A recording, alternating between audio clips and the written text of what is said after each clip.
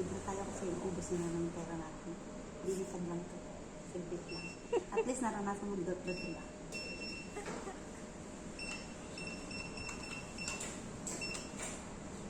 At least naranasan mo dot-dot. Oo naman. Yun lang yung ano mo. Ano lang mo.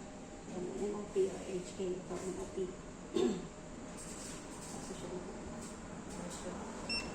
Lipad lang. At sila.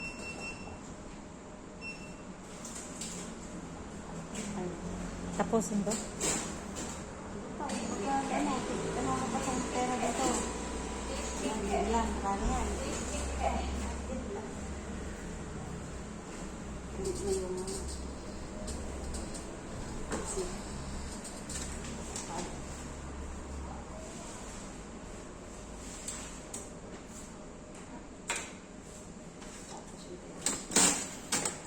Please take cash. Please take cash. Please take cash. Please take cash. sa Pilipinas. Okay na.